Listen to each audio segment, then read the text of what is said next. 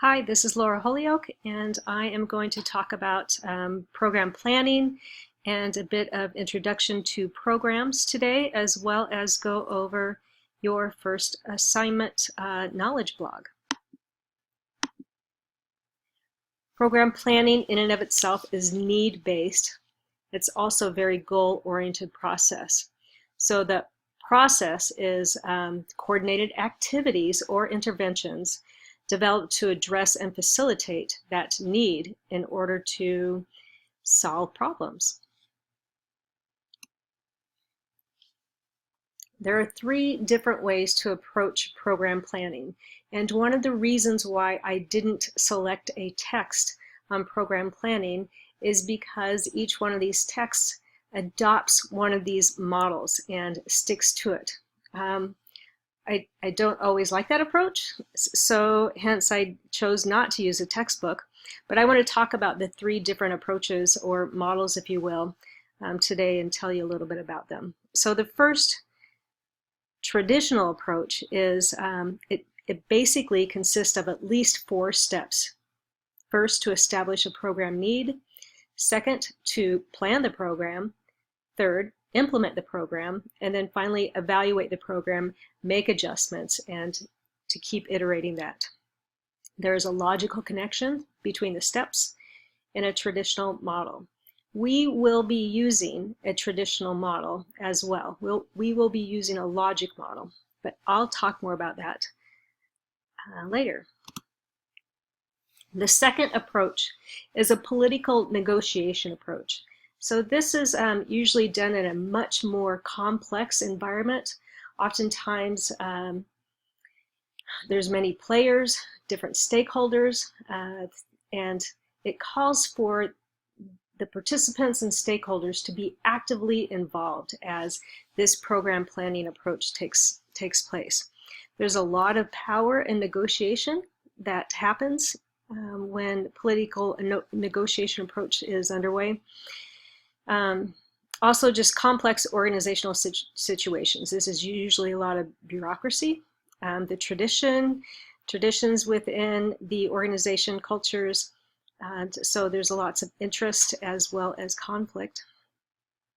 And then the complex context make it difficult for certain steps as prescribed by the traditional approach. Often you have to hop around a bit and do things when you can do them, not in a nice logical steps. The final approach that people talk about is an integrative approach. So multiple steps or elements.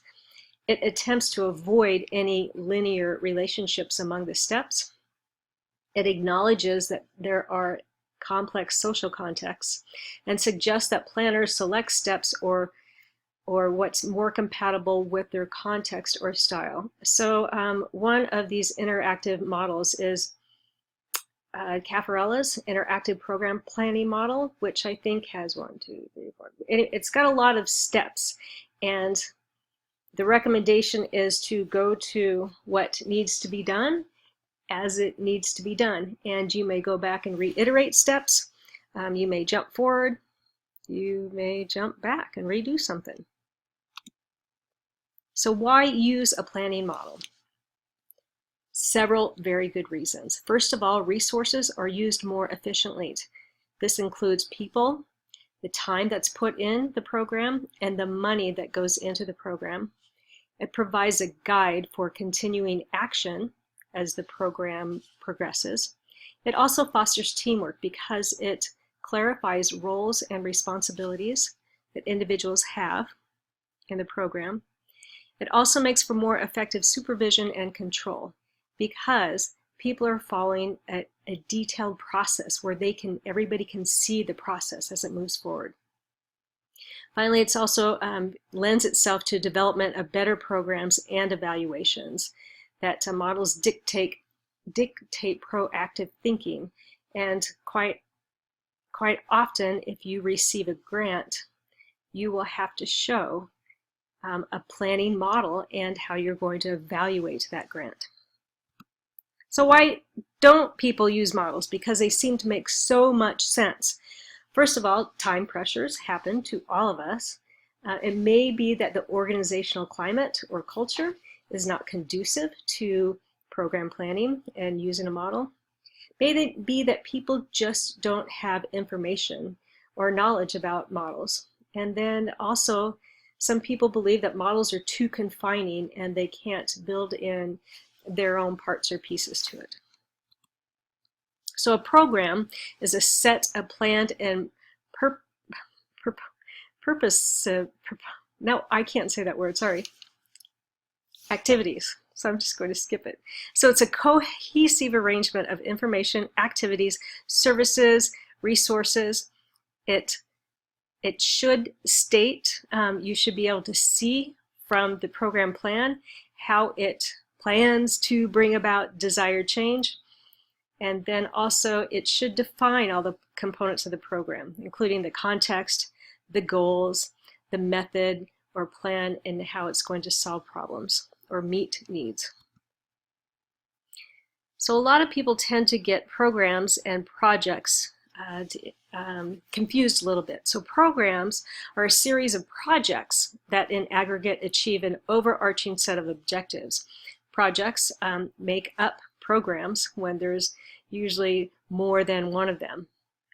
So the difference is really driven by scope and scale. So you can see from the picture below, that's probably cut off a little bit for you, my apologies, but programs have 1, 2, 3, 4 projects. Not very often does a program just have one project in it. And then organizations often look at the different programs that they have as a portfolio.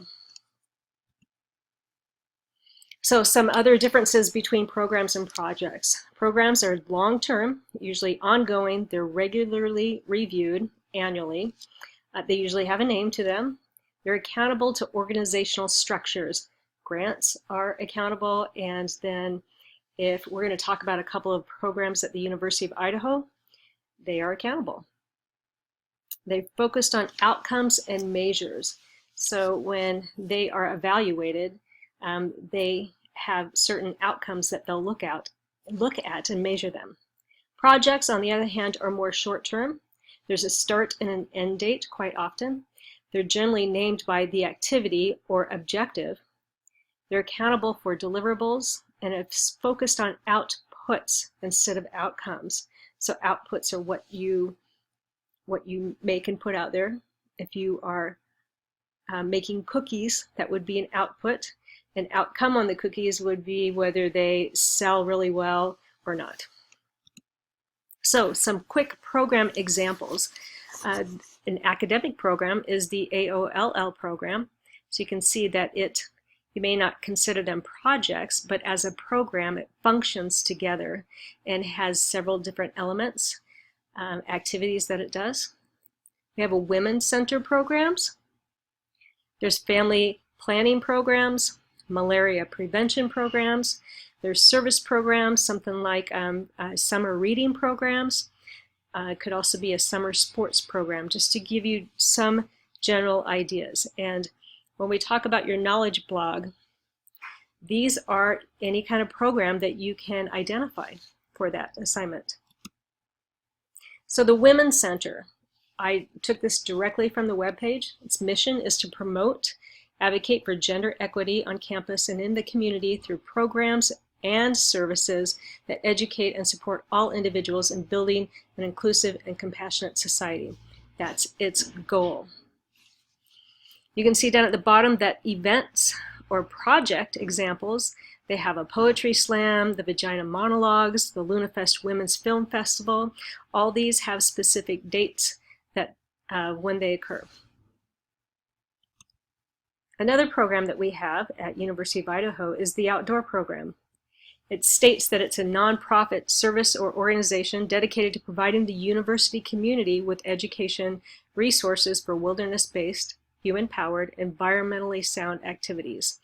They offer a variety of services and activities to include rental equipment, trips and activities, trip planning assistance, and outdoor information and resources, among other things.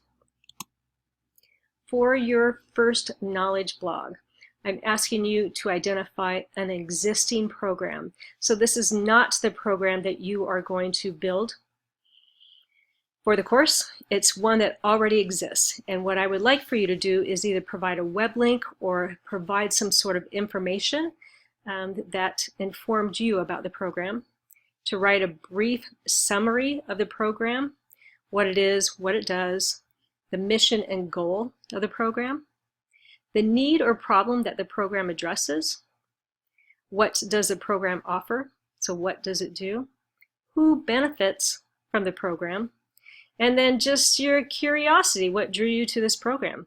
It may be that it was you have no interest really or curiosity in the program itself, but it was really well laid out. Or it may be that you want to build a program, something like this. Or so whatever it is, what drew you to this. So that the initial posts are due February 5th. And then I'm asking you to respond by February 10th. And I highlighted to review one, even though I said one or more, one of your classmates' blogs and provide the following information. First of all, do you think this is a successful program, and why? Who are the stakeholders for this program? So please think broadly. And then suggest an activity to either add or discontinue in this program, along with your reason of why something should be added or discontinued. So I think that's pretty straightforward. Some of you have emailed and asked me about this, being confused, so I want to get this PowerPoint out there to you. So your program, and I'm not going to talk a lot about this today because I'm going to talk more about it in the future.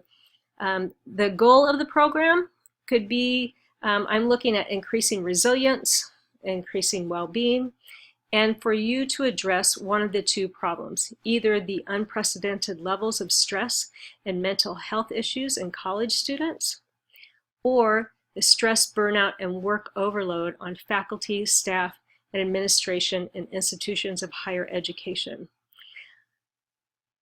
If you really want to work on a different program, please get that okayed by me. One of the reasons why I'm having people address this problem is because people often spend way too much time trying to find and build a program. So I wanted to give you that as another option. Please get a hold of me as soon as you can if that's what you want to do.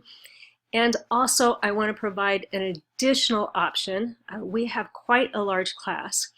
And if you want to work with one other person on your program for this course, please let me know. So I will allow you to work in pairs. Some people prefer to work with somebody else and others prefer to work solo. So we'll progress on that as we go. So if you have questions, please ask. I've been teaching for 25 years. I haven't mastered reading students' minds.